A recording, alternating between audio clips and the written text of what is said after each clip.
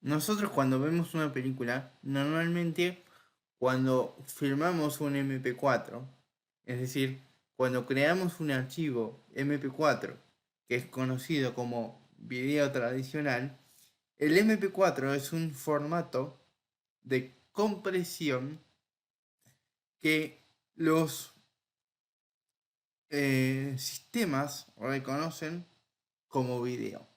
En realidad, esa compresión significa que tiene audio y video juntos.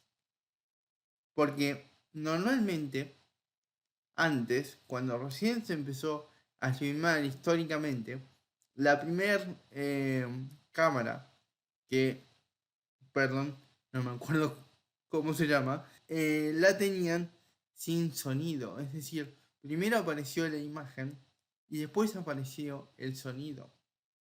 Después se evolucionó en la producción y se sumó el sonido, pero primero teníamos solamente la imagen. Y si se ponen a pensar, solamente teníamos imagen muda, porque no tenía sonido, y incluso en blanco y negro. Entonces, primero tuvimos una imagen, después eh, apareció el sonido y después apareció el color. ¿Por qué les cuento todo esto de la imagen? Porque cuando nosotros tenemos una película, tenemos como muchas fotos en secuencia y las fotos generan movimiento. Esas fotos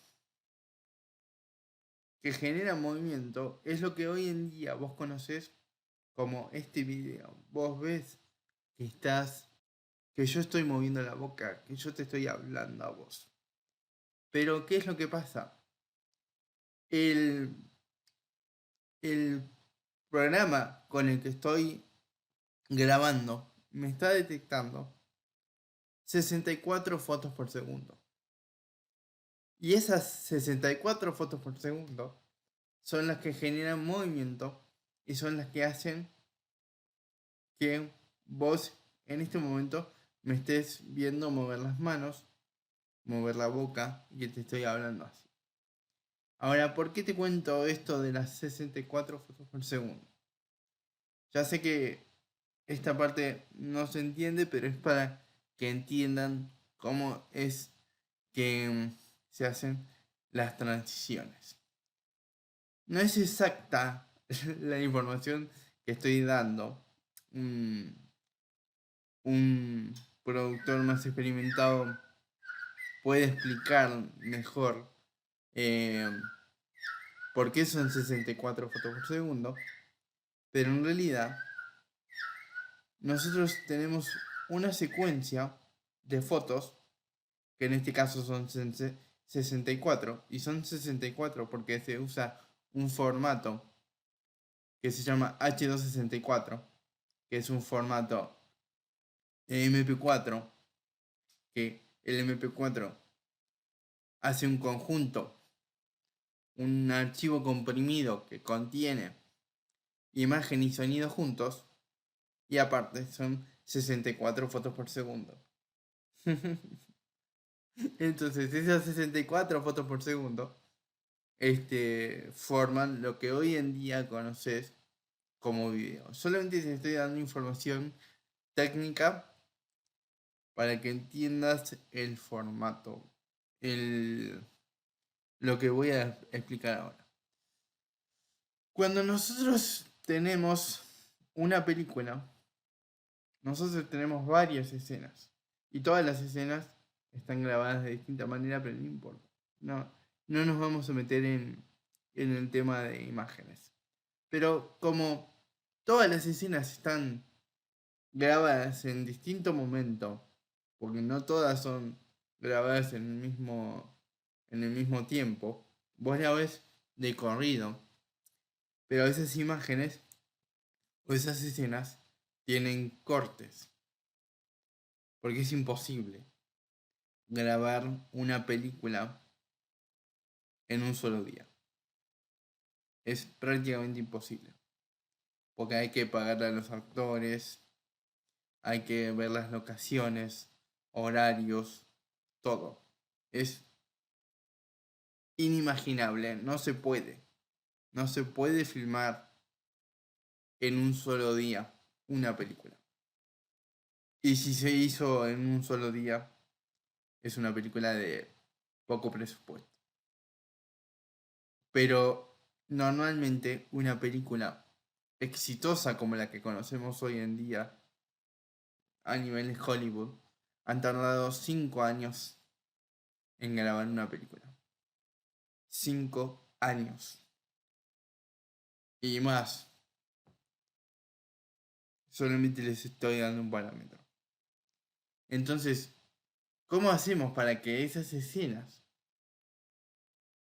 tengan coherencia? Por supuesto que están filmadas con un cronograma cronológico de tiempo, eh, cuánto tiempo dura cada escena y todo, pero los quiero llevar a la parte visual. Cuando tenemos muchas escenas, la cuestión de un buen editor o un buen productor o un buen director, que vamos a llegar a eso, es engañar al ojo humano. La persona o la película que logra que el espectador se meta en el papel del personaje que está narrando la historia y que vos sientas que ese personaje te representa, es el mejor el mejor propósito por el cual los grandes creadores, los grandes productores hacen películas. Para hacerte sentir que la película fue creada para vos. Por ejemplo, ahora mismo volví, hace un par de horas que estoy comiendo, me fui a hacer otra cosa y ustedes nunca notaron del corte. Lo notan porque yo se los hago notar con la transición que metimos, pero sin embargo el video continúa y nunca se cortó. Pero yo en este caso llevo 2 videos grabados, la parte anterior y esta de ahora.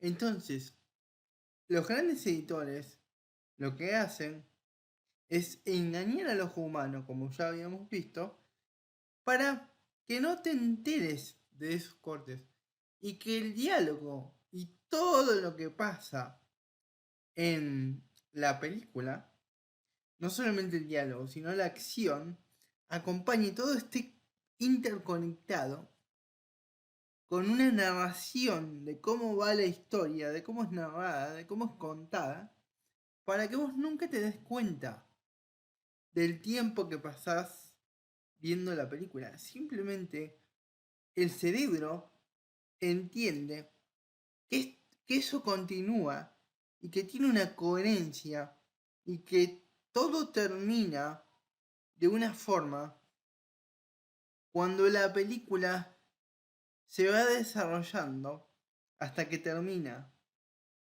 Pero todo el conflicto, todos los cambios de cámara, movimiento y todas las escenas que van cambiando, incluso ahora les voy a mostrar y les voy a contar cómo hicimos nosotros los cortometrajes, que para eso los traje, para eso los hice.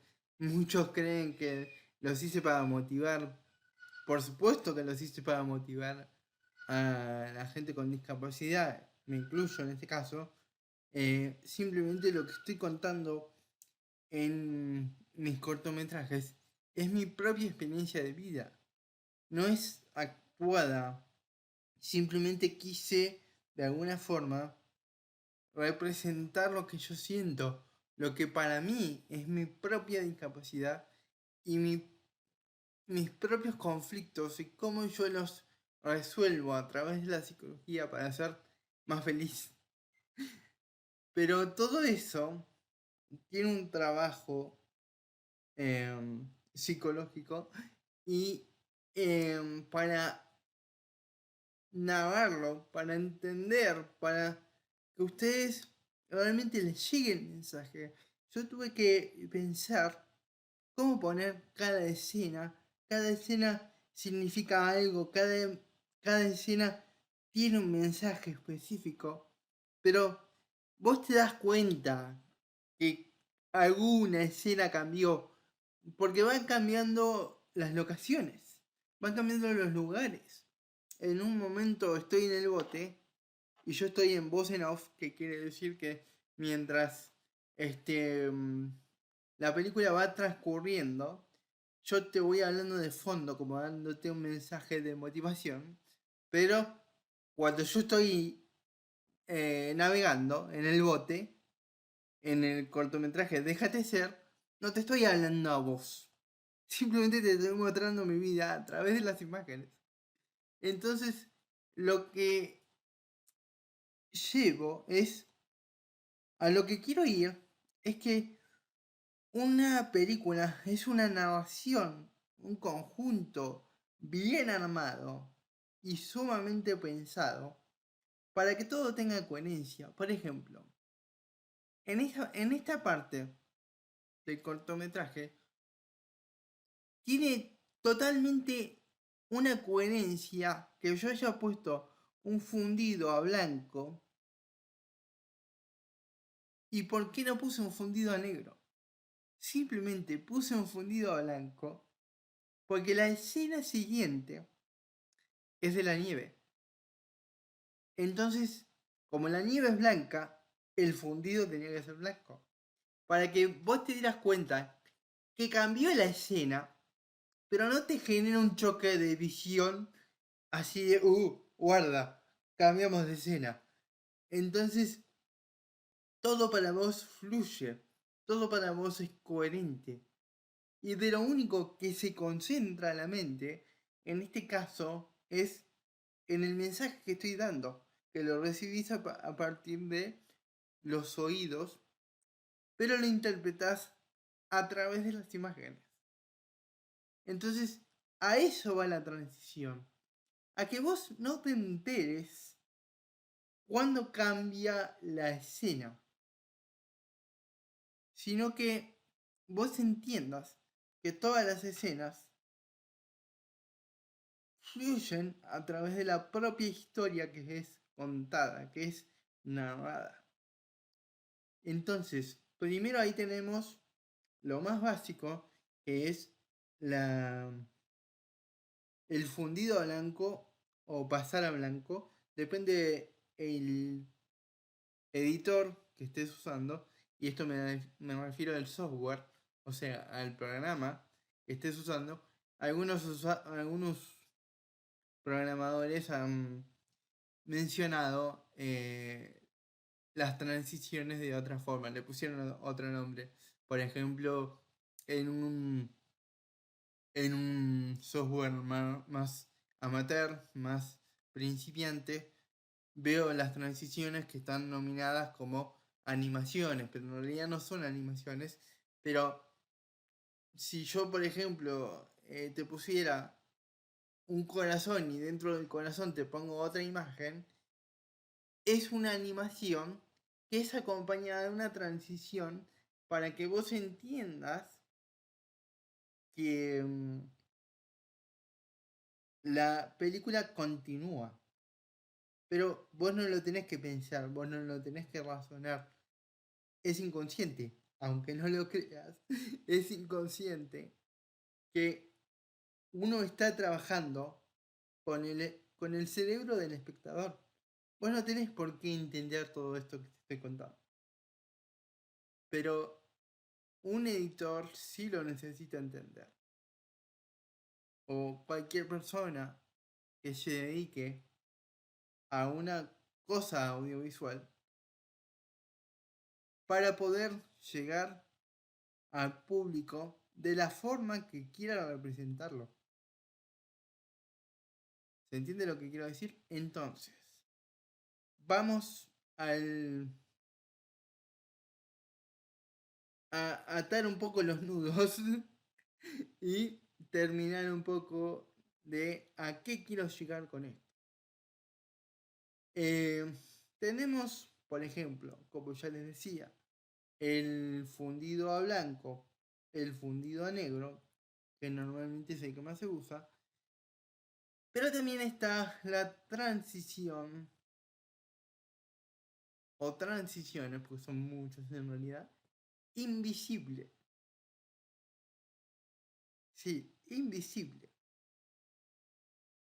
Que yo le puse invisible, no sé cómo transmitirla, pero me voy a hacer entender. Fíjense acá en el cortometraje Déjate ser. Esta es una escena donde yo voy nadando por la pileta y de repente, ¡pum!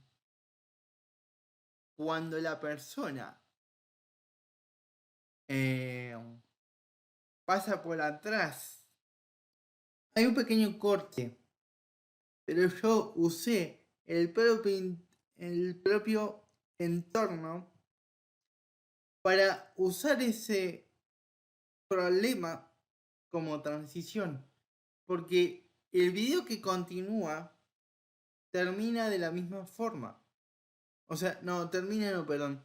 Empieza de la misma forma. Piénsenlo así. Un video termina y la gente se me cruza por delante. La gente se cruza así. Y por ejemplo, antes de que termine el cruce de un video, el otro empieza por acá y termina por acá. El otro empieza acá, por la mitad, ponele, y sigue así. Pero vos te perdiste todo el proceso que hizo esto.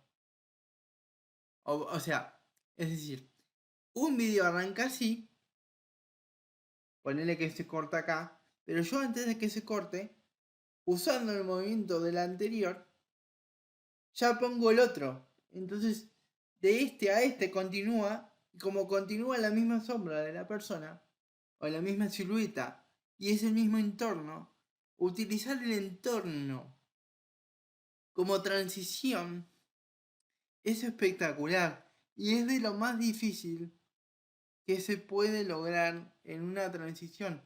Por eso, Alfonso Cuarón, con Harry Potter 3, es un maestro en cuanto a transiciones. Fíjense que incluso hay movimientos de cámara que no me voy a meter en eso todavía, pero les tengo una recomendación súper. Para que siga con esto y miren Harry Potter 3, para que entiendan lo impecable que es la transición visual. Sobre todo les recomiendo Harry Potter 3 porque es una película de puras transiciones. Y transiciones tan impecables, pero tan impecables, por Alfonso Cuarón, que es una obra de arte cada escena. Fíjense cómo hace la transición tan sutil que todo fluye con magia, con fuerza, y todo continúa el mismo diálogo, la misma trama, nunca todo fluye así, se mueve con las cámaras. Bueno, yo no soy el profesional en esto, pero les tengo una profesional que no se lo van a poder creer. Pero entonces, antes de terminar mi análisis, les quiero invitar a que vean Harry Potter 3 y que entiendan por qué visualmente es una de las mejores películas y más impecables para entender lo que es la transición invisible, como le puse yo. No sé si se llama así, pero me van a entender cuando vean Harry Potter 3. Harry Potter 3 se llama Harry Potter y el prisionero de Azkaban. La pueden buscar en HBO Max. Y bueno, disfrútenla porque es una cosa visual espectacular. No hace falta que vean, no hace falta que conozcan Harry Potter incluso. Si conocen Harry Potter van a entender un poco más. Pero si ven una película solamente para entender como ejemplo lo que son las transiciones, son una preciosura, una obra de arte totalmente. Así que no se la pierdan. Y bueno, si quieren entender un poco más el principio de este video que les hablo de los formatos, les recomiendo que vean esta película que no ha tenido mucho movimiento, digamos, pero la hizo Steven Spielberg. ¿Y quién mejor que Steven Spielberg para narrar su propia autobiografía, señores? Sí, es su propia autobiografía. Los personajes están cambiados para mantener lo que se dice o lo que se llama protección intelectual. Entonces, los personajes no se llaman igual que la familia de Steven Spielberg. Pero es más que obvio que es la vida de él narrada y contada por actores, pero es su propia autobiografía dirigida por él también. Así que, nada, si quieren seguir aprendiendo y esto les gusta, primero me comentan y después van a ver la de Steven Spielberg, que es una película que se hizo en 2020. Estuvo nominada al Oscar, no ganó ninguno de los que yo me acuerdo. Pero bueno, es Steven Spielberg. ¿Quién no conoce a Steven Spielberg? Así que nada, si se las recomiendo es por algo. Y se las recomiendo justo en este ambiente porque reconozco que si este video les llega, si este video lo entienden, van a entender la película. Y para terminar les quiero recomendar el video de Skalju Hasek, perdón por la pronunciación, que realmente se merece un Oscar. Si quieren profundizar en el tema, sigan viendo este video.